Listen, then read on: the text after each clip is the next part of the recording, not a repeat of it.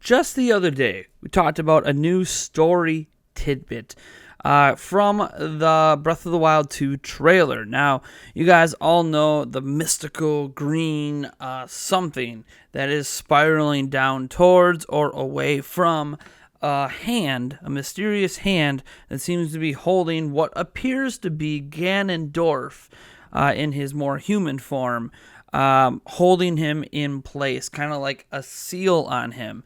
And we realized, Nintendo World Report, 4chan, a whole bunch of places, kind of formulated together, including myself, by the way, that there is clearly the words Seal Ganon in this green stuff.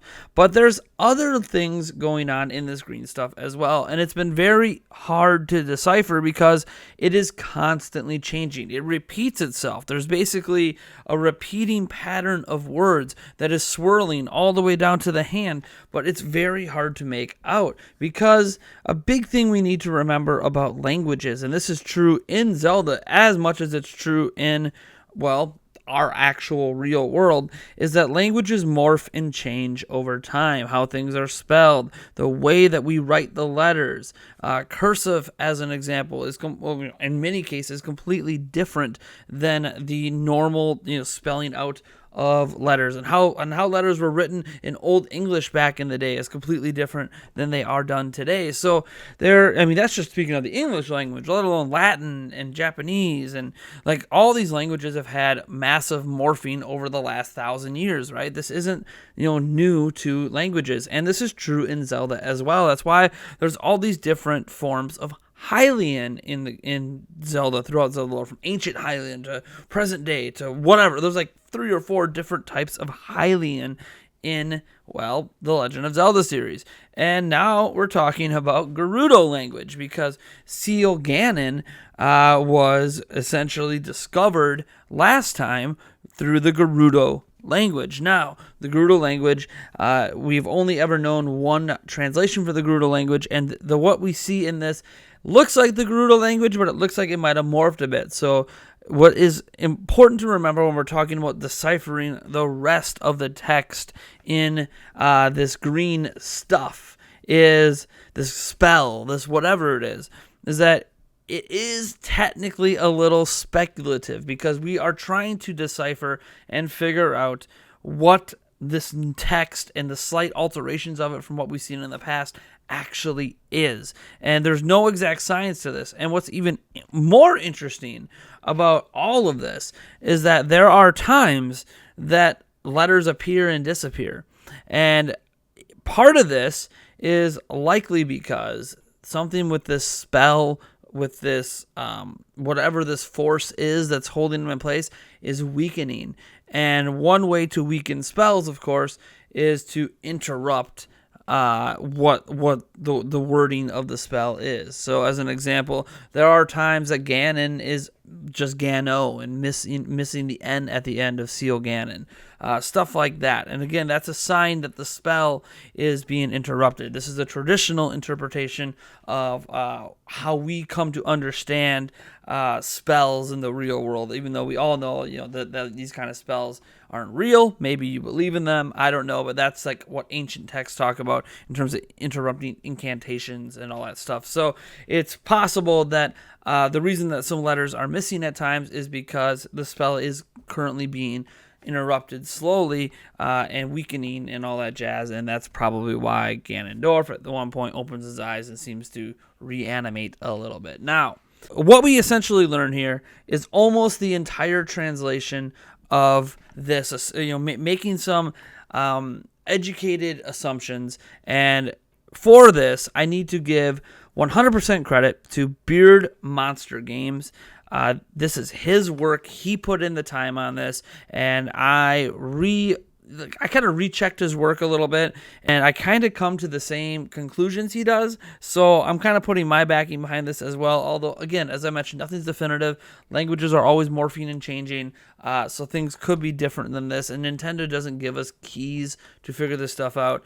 But essentially, 2 more areas of text have kind of come to light, and the text translates to Gomen Tuhan Ta. Now, you might hear that and not think anything of it. Sounds like a bunch of gibberish, but remember, this is games made in Japan, and they often have references to different languages, different things. And what it is Gomen is basically forgive me in Japanese.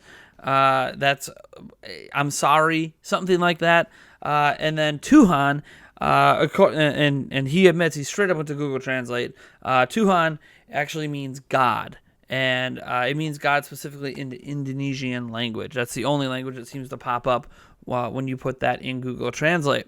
So, throwing that together, you get forgive me, God, seal Ganon. Now, you might be like, what about Ta? Well, Ta is a suffix. It's a samurai lord suffix in ancient Japanese. So it's not necessarily something that would be part of the sentence. More so, it would be more of an emphasis on what that sentence is and its importance. So, forgive me, God, seal Ganon. Now, Nintendo has made references to religions and stuff in the past, not just like the Hylian religion and the Triforce and, you know, the goddesses and all that stuff, but they have made references to actual like religion. You guys remember the chant that was inside what was that, the Fire Temple or the Shadow Temple way back in Ocarina of Time, and then it also kind of had like the Muslim symbol with the moon and everything. So we've seen references to this stuff in Zelda before. Heck, you guys remember the cross that was on the original Zelda shield in Zelda 1? So this isn't like the first time that we've seen references to religion, but usually they try not to have it written out like this.